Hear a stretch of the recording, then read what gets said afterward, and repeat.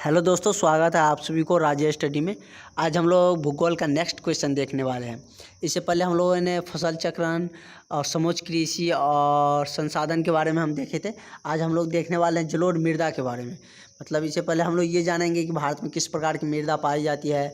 मतलब मेनली इसमें हम जलोढ़ मृदा के बारे में देखने वाले, काली मृदा सब बाद में देखेंगे।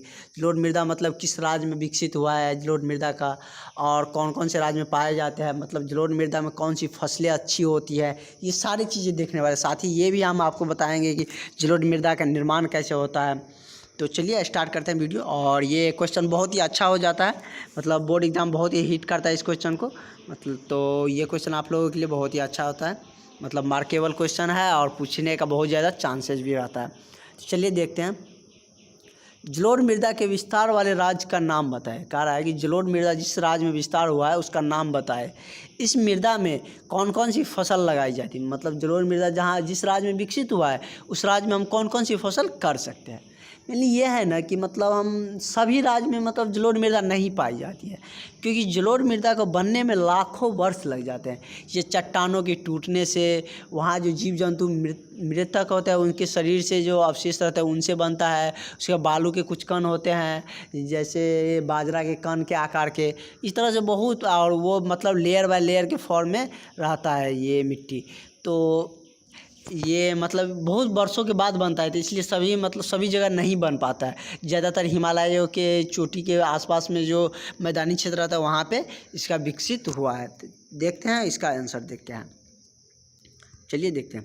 जलोढ़ मृदा का विस्तार उत्तर भारत के पूरे मैदानी क्षेत्र में है। मतलब जहाँ पे प्लेन, मतलब जहाँ पे खेती नुमा जगह है ना, पहाड़ी इलाका साइड का, वहाँ पे क्या हुआ है, उत्तर भारत में जलोढ़ मृदा का निर्माण मतलब विस्तार हुआ है।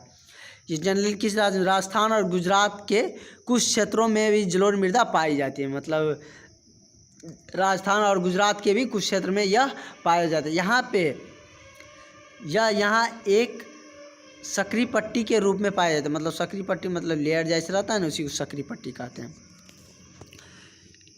तो और उसके बाद है क्या, जलोढ़ मृदा में गेहूँ, दलहन जैसे चना, मूंग प्रमुख फसल पाई जाती है। जलोढ़ मृदा में अगर प्रमुख कोई फसल पाया जाता है, मतलब जनरली किया जाता है, तो कौन कौन सी फसल होता है, गेहूँ होता है, दलहन होता है, दलहन में चना, मूंग, और ये प्रमुख रूप से पाया जाता है। मतलब प्रमुख रूप से क्या, मतलब ज़्यादातर पाया जाता है। जैसे हमारे बिहार राज्य में ज़्यादा धान और गेहूं की खेती बहुत ही ज़्यादा होती है।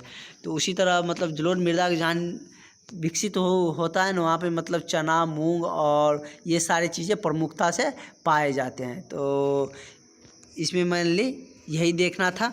और मतलब हम मृदा के संरक्षण के बारे में हम नेक्स्ट वीडियो में देखेंगे। उसके बाद हमारे पास काली मिट्टी के बारे में भी जाना होगा, जिसमें कपास की खेती मेन रूप से किया जाता है।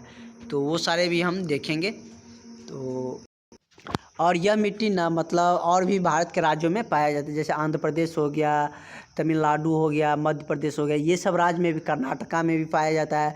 और कुछ मतलब पश्चिम बंगाल में भी यह मृदा का विकास हुआ है। मतलब ये सभी राज्यों में भी इसका विकास हुआ है, मतलब विस्तार हुआ है। तो ये सारी चीज़ें थे जो इसमें हमको जानना था इस क्वेश्चन में। तो thank you for watching. Video अच्छा लगा हो तो सब्सक्राइब करिएगा। और नेक्स्ट वीडियो में हम लोग नेक्स्ट क्वेश्चन देखेंगे जो आपके लिए बहुत ही उपयोगी होगा। और बोर्ड एग्ज़ाम के लिए भी, मतलब ये बोर्ड एग्ज़ाम में भी बहुत बार पूछा जाता है कि मतलब ये जलोढ़ मृदा में ऑब्जेक्टिव के पॉइंट ऑफ व्यू से जलोढ़ मृदा में कौन कौन से फसलें पाई जाती है। तो दे दिया रहेगा धान, गेहूँ, उसके बाद दे दिया जाएगा बाजरा, आलू, तो ये सब रहेगा। तो हम क्या समझेंगे, गेहूँ प्रमुख रूप से भी पाया जाता है। तो इसी तरह से क्वेश्चन अराइज होता है। तो इसमें मतलब आप अच्छे से पढ़े रहिएगा तो कैसे भी क्वेश्चन घुमाएगा, आपको कोई दिक्कत नहीं होगा।